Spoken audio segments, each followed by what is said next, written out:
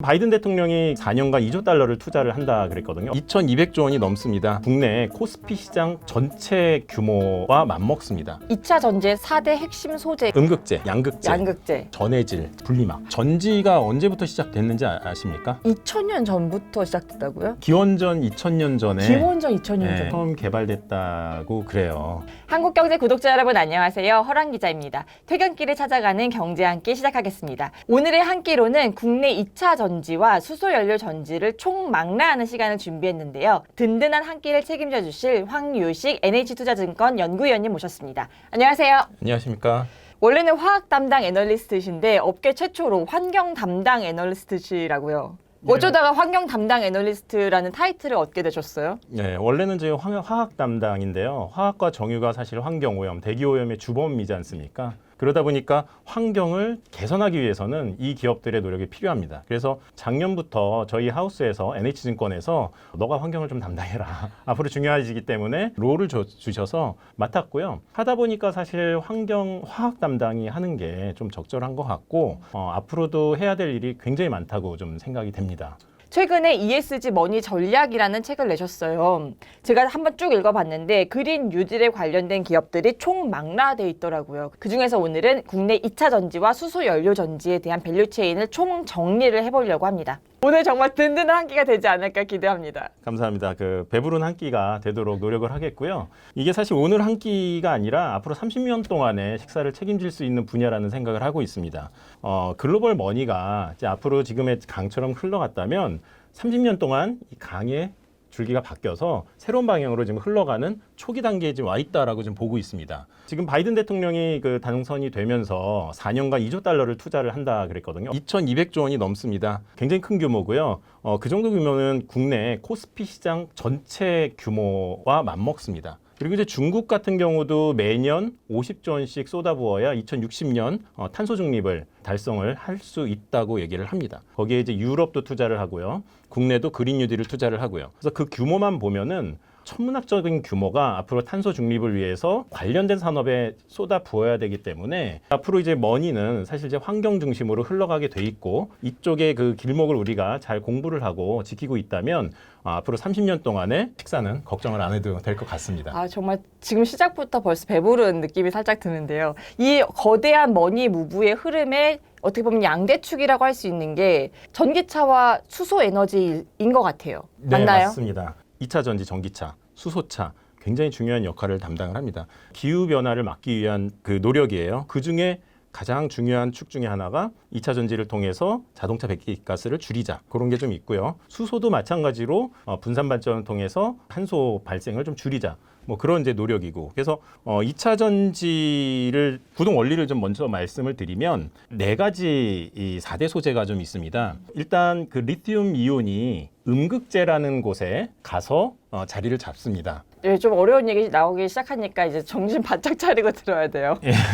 거기서부터 이제 충전을 하게 되면은 이제 음극재에 가서 리튬 상태, 원자 상태로 있고요. 요게 이제 방전을 합니다. 에너지를 이제 발생을 하면은 리튬 이온과 전자가 분리가 돼가지고 전자는 전선을 타고 이제 외부에 전력을 공급하러 가고 리튬 이온이 전지 안에서 움직입니다. 음극재를 빠져나와서 전해질을 타고 길입니다. 길. 그리고 이제 분리막을 통과하고 전해질을 타고 반대쪽인 양극재에 가서 맺히게 돼 있습니다. 그럼 이제 이게 방전이거든요. 반대로 이제 충전은 외부에서 전력을 받으면 전자를 받기 위해서 다시 리튬 이온이 양극재에서 나와서 전해질을 타고 분리막 통과하고 음극재로 가서 만나게 됩니다. 이러면 충전 상태예요. 이걸 말씀드린 이유는 이제 4대 소재가 지금 말씀드렸던 그 부분들이에요.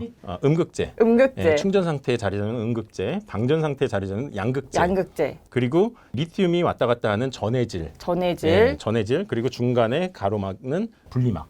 이 네 가지가 핵심 소재 4개다. 책에 보니까 이 네 가지 소재를 가격 비중을 정리를 해놓으셨더라고요. 양극재가 이 전체 2차 전지 비용의 35%, 음극재가 20%, 분리막도 20%, 전해질이 13%, 기타가 12%. 그럼 양극재 기업 밸류체인부터 좀 살펴볼게요. 어떤 기업들이 대표 기업인가요? 글로벌리 가장 잘했던 기업은 유미코어, 벨기에의 유미코어라고 보면 될 것 같고요. 국내에서는 많은 분들이 에코프로 BM, LNF, 코스모 신소재 등등등등 많이 알고 계시는데 가장 잘하는 기업이 어딘지 아십니까?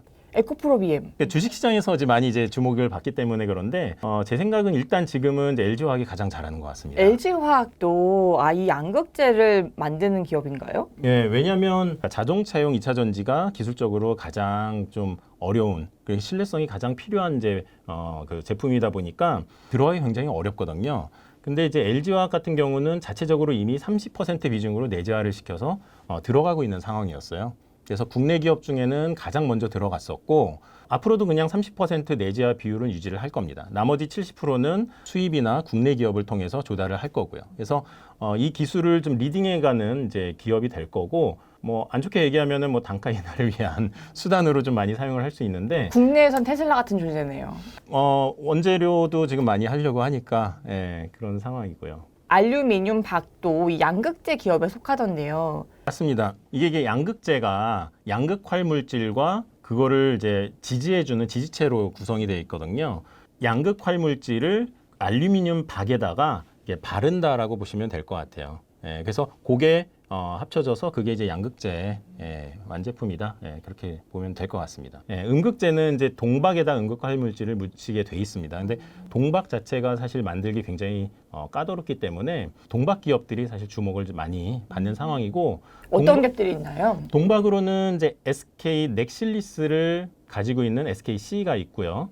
그리고 일진 머티리얼 대표적으로 있고요. 그리고 이제 해외에서는 중국의 왓슨이라는 지금 기업이 제품을 생산을 하고 있고 지금 이제 제품을 준비하고 있는 기업으로는 솔루스 첨단 소재와 고려 아연이 이쪽 동박 사업을 준비하고 있는 상황입니다. 그만큼 새로운 기업들도 진출한다는 거는 시장이 커진다는 얘기인 건가요? 아니면 가격이 높아서 이윤이 많이 남는다? 두 가지 다인 것 같아요. 시장 규모는 어쨌건 뭐 전기차 시장 성장과 그리고 전지 시장 성장과 맞춰서 같이 가거든요. 그러니까 연평균 한 40~50%가 앞으로 증가를 할 것 같아요. 그리고 지금 마진은 좋은 상황인 것 같습니다. 물론 이제 잘 만들어야지 높은 마진을 가져가는데 전방 시장의 이 성장을 공급이 지금 쫓아가지 못하는 상황이 앞으로 몇 년 동안 예상이 돼요. 그렇기 때문에 고성장에 고마진이 당분간 유지될 수 있는 산업으로 좀 보고 있습니다. 음극재 기업에서도 지금은 동박 제조기업이었고 음극활 물질 생산 기업도 있을 거 아니에요. 네, 음극활 물질은 주로 이제 중국에서 사실 좀 많이 하고 있어요. 그러니까 단가가 저렴하기 때문에 국내에서는 사실 이제 생산 단가를 좀 많이 못 미쳐서 조금 이제 늦게 그렇지만 이제 성장 산업을 쫓아서 뒤늦게 좀 준비를 하고 있는 상황이고요. 사실 중국이 좀 많이 하고 있는 상황입니다. 국내에서는 이제 포스코 케미칼이 대표적으로 준비를 좀 하고 있습니다. 국내에서는 왜 음극활 물질에 미리 들어가진 않았던 거예요? 과거에 한 10년 전부터 들어가긴 했습니다. 근데 이게 뭐 석탄 베이스로 하다 보니까 중국 기업이 워낙 그 저렴한 단가 그리고 낮은 단가였기 때문에 수익이 많이 안 나서 이거를 뭐 공장을 확대를 못하고 이제 도태되는 이제 상황이었는데 이 음극활 물질도 굉장히 중요성이 올라가고 있어요. 왜냐하면 전지 용량을 키우기 위해서는 음극활 물질이 바틀렉이었거든요. 그러니까 여기에 이 그 용량이 커져야지 용량이 커질 수가 있어요. 그러다 보니까 가격만 가지고는 안 되겠다. 일단 뭐 가격도 낮아야 되겠지만 성능도 좋아야지 이 전체 시장이 성장을 하니까 지금 이제 국내 기업들이 뭐 리드를 지금 하려고 지금 준비를 하고 있다고 보면 될 것 같아요. 포스코 케미칼이 어쨌든 음극활 물질에서 국내에선 리드를 하고 있다 이렇게 평가가 되는 거죠. 네네 그렇게 보고 있습니다. 그럼 이제는 분리막으로 가볼게요. SKIT가 상장을 하면서 이 분리막 기업에는 이제 관심들이 많으신데요. 분리막 기업도 보면 분리막 제조기업과 분리막 원재료가 되는 HDPE 생산기업 이렇게 나뉘는 거죠. 그렇습니다. 그러니까 너무 공부 열심히 했나요, 제가? 예, 그러니까 뭐 제가 봤을 때는 화공과 책을 나오신 열심히 것 같아요. 읽었습니다. 쉽게 말씀을 드리면은 월남쌈 좋아하시죠? 네. 베트남 월남쌈. 그러니까 쌀을 가지고 갈아서 녹여서 월남쌈 형태로 이제 판판하게 만들지 않습니까? 그러니까 분리막도 마찬가지예요. 그러니까 HDPE가 쌀이라고 보면 돼요. 그렇게 좀 생겼고요. 그거를 좀 가져왔습니다. 잠깐만요. 이게 HDPE 저 난생 처음 봐요. 한번 그냥 쌀처럼 생겨서 이거 그거 같네요. 저기 방습제 같아요. 김매에 있는 방습제 있죠. 네, 드시면 안 됩니다. 이거 HDP입니다. 먹으면 안 됩니다. 쌀처럼 생겼지만 사실은 되게 반투명해서 김에 있는 방습제처럼 생겼습니다. 근데 방습제보다 조금 더 크고 아주 동그랗지는 않아요. 근데 이게 그렇게 뭐 특별한 건 아닙니다. 이거는 그러니까 석유화학 과정에서 공정을 통해 만들어지는 건가요? 네, HDPE 는? 화학에서 가장 일반적으로 많이 만드는 제품이 이제 HDPE예요. 오. 요거를 녹여서 막 형태로 만드는 게 이제 분리막이라고 보면 되고요. 뭐 밸류체인을 보면은 이제 국내 대한유화가 분리막용 HDPE를 굉장히 잘 만듭니다. 세계 1등입니다. 마켓시어 40%. 이제 글로벌 전체의 2차 전지 분리막 40%가 대한유화의 HDPE를 사용한다고 보시면 될 것 같아요. 일반 이제 범용 석유화 기업이라기보다는 앞으로 이런 이제 첨단 소재를 중심으로 이 포트폴리오를 조금씩 이제 바꿔가는 기업이라고 보셔도 될 것 같고, 이거를 이제 분리막 기업이 이제 사가죠. SKIT나 도레이, 그리고 일본의 이제 아사히, 이런 기업들이 이걸 사와서 녹여서 막 형태로 이렇게 만들고, 중요한 거는 이제 분리막은 리튬이 왔다 갔다 해야 되잖아요. 그러니까 중간에 기공이 좀 있어야 됩니다. 구멍이 굉장히 작지만 균일하고 크기가 일정하게, 그게 좀 만드는 게 분리막을 만드는 기업의 기술이라고 보면 될 것 같습니다. 그럼 SKIT 같은 경우도 이 분리막 제조 기업 중에서는 탑티어죠. 탑티어로. 네, 기존에 가장 잘했던 기업이 이제 일본이에요. 뭐 도레이와 아사히가 가장 잘했고, 셀라니즈라는 이제 기업도 굉장히 잘했는데, 국내는 이제 후발이지만 잘하는 게 빨리 쫓아가는 거거든요. 그래서 SKIT가 그동안 이제 많은 투자와 또 기술 개발을 좀 많이 해서 지금은 탑티어로 올라왔다고 보면 될 것 같고, 앞으로 이 성장하는 시장에서 더 많은 마켓시어를 차지하려고 준비를 하고 있는 상황입니다. 이 화학 분야에서 국내 기업들이 탄탄하게 밸류체인을 형성하고 있기 때문에 어떻게 보면은 2차 전지 셀 기업들이 이렇게 세계 시장을 주무르게 된 거네요. 자, 이제 네 번째 소재로 가서 전해질 생산 기업은 대표 기업이 어디가 있나요? 전해질은 쉽게 말씀을 드려가지고 그냥 된장찌개라고 보시면 돼요. 된장찌개. 그러니까 된장찌개. 예. 중요한 거는 그 된장이잖아요. 네. 예. 거기에 물을 이만큼 타가지고, 그리고 그 비법이 있죠. 조금씩 맛이 좀 다르고 첨가제를 넣어가지고. 전해질도 마찬가지예요. 그러니까 액상 그 리퀴드에다가 전해질 물질을 이제 첨가를 합니다. 그게 이제 전도도를 이제 리튬이 원활하게 잘 왔다 갔다 할 수 있게끔, 혹은 충반전할 때 뭔가 걸림돌이 없게끔 뭐 윤활유 역할을 좀 해준 뭐 그런 이제 첨가제를 섞어서 만드는 게 전해액입니다.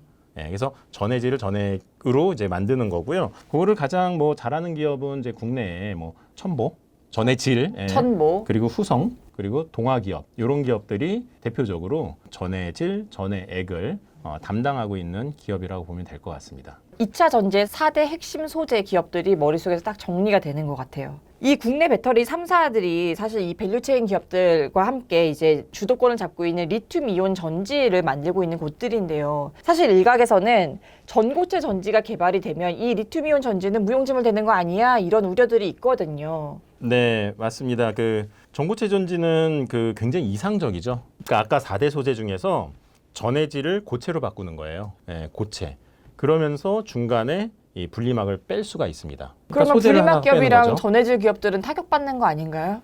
무섭죠. 예, 그래서 이제 그 관련 이제 전고체 얘기가 나올 때마다 관련 기업들의 주가가 좀 흔들리고 전망에 대해서 좀 의문을 갖게 되는 상황인데, 그리고 또 하나가 있어요. 그 음극재에서 이제 전고체 전지가 되면은 음극할 물질을 빼려는 겁니다. 사실은 필요가 없는 거네요. 음극할 물질. 포스코 케미칼 타격받겠네요.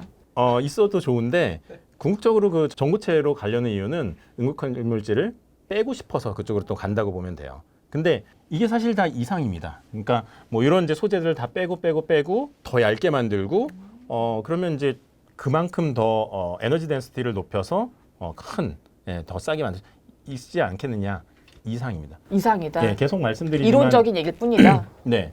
그러니까 리튬이온과 전고체 전지를 지금 비교하기는 좀 무리가 있는 게, 리튬이온은 예전에 이제 이상부터 시작을 했죠. 근데 이제 이거를 상용화를 하려고 하다 보면은 초기에는 비용이 올라가요. 구현을 하기 위해서는 여러 기술이 이제 도입이 돼야 되니까. 그러다가 상용화 시작되고 그다음부터 이제 강가가 내려가면 시작이 되거든요. 근데 전고체 전지는 아직 이상이에요. 이 상용화가 시작돼서 단가가 내려가고 있는 제품과 이상이기 때문에 상용화까지 가기 위해서 단가가 지금 앞으로 굉장히 올라갈 것 같아요. 가격을 절대 비교하는 것은 좀 무리다라고 보고 있고, 쉽게 얘기를 해서 그 전고체 전지의 이제 문제가 덴드라이트라는 이제 현상이 있어요. 그러니까 리튬이 왔다 갔다 하면은 조용히 왔다 갔다 해야 되는데 음극판에 가서 맺힙니다. 그러면서 못 나오고 그 위에 계속 맺히게 돼요. 거의 이게 바늘처럼 형성이 되는 문제가 좀 있습니다. 성능이 떨어지는 문제인가요? 뭐 폭발하는 문제인가요? 폭발입니다. 폭발. 아. 예, 성능도 떨어질 뿐더러 이게 이제 덴드라이트가 해서 바늘이 점점 가서 양극재까지 가서 터치를 하는 순간 쇼트, 뻥. 예. 무서운데 갑자기. 그래서 그거를 방지하기 위해서 작년에 이제 삼성전기원에서 기술을 지금 개발을 했죠. 고압을 넣어가지고 이걸 막았다라는 거예요. 폭발을 막았다? 네, 아니면 바늘이 생기는 걸 막았다? 네, 덴드라이트라고 해서 그걸 막았는데 그거를 하기 위해서는 또 두세 가지 기술을 또 거기 넣은 거예요. 네, 고압을 넣어야 되죠.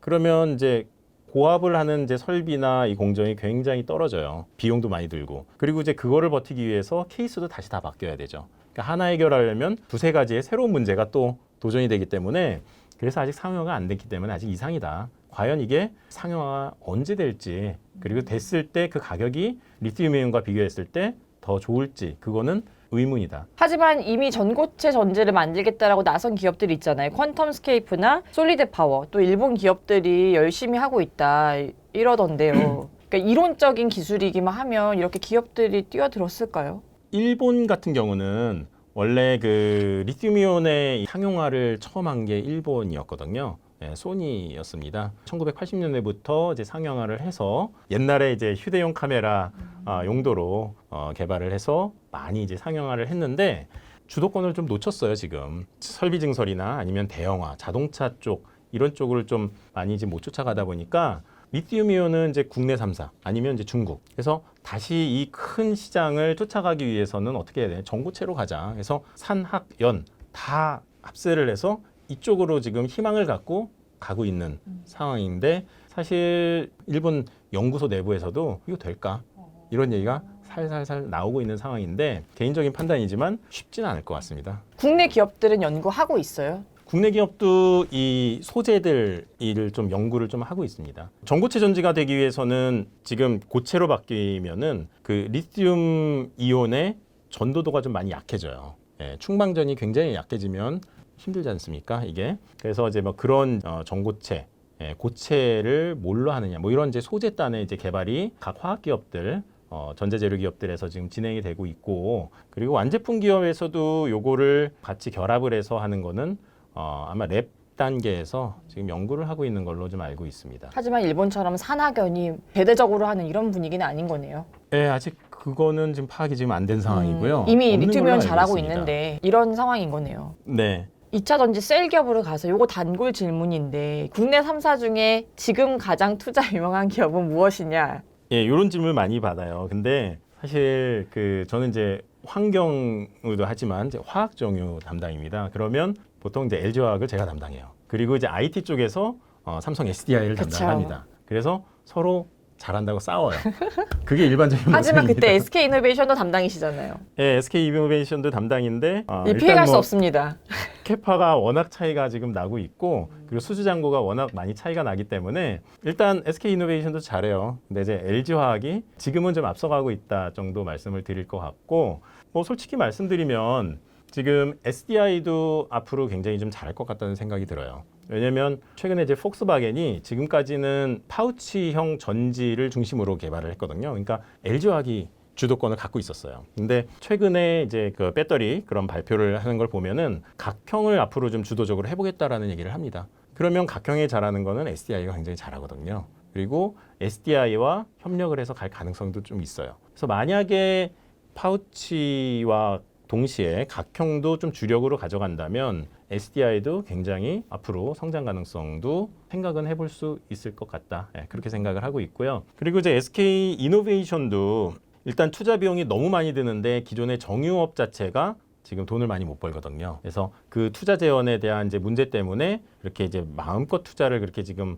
못했던 상황. 그리고 LG와 SK 간의 그 배터리 소송 때문에 약간 좀 걸림돌이 됐던 상황인데 이런 부분들이 지금 하나씩 좀 해결이 되고 있는 것 같아요. 그래서 뭐 재무적 그리고 소송 뭐 이런 게 좀 해결이 되면은 일단 실력으로서 세게 치고 나갈 수 있지 않을까 그렇게 생각을 합니다. 정말 지금까지 2차 전지의 셀 기업부터 핵심 4개 소재에 대한 밸류체인까지 쭉 설명을 들으니까 2차 전지의 모습이 머릿속에 그려지는 것 같아요. 네, 전지가 언제부터 시작됐는지 아십니까? 보니까 제가 책을 보면서 깜짝 놀랐는데 2000년 전부터 시작됐다고요? 네, 기원전 2000년 전에 기원전 2000년 전 말이 안 돼요. 전지가 처음 개발됐다고 그래요. 메소포타미아 지역의 바그다드에서 발견이 됐어요. 그래서 바그다드 전지라고 이름을 붙였고 그 안에 이제 원통형 구리와 그리고 이제 철막대기가 들어가 있고 이게 뭔가 했는데 철막대기가 부식이 돼 있는 거예요.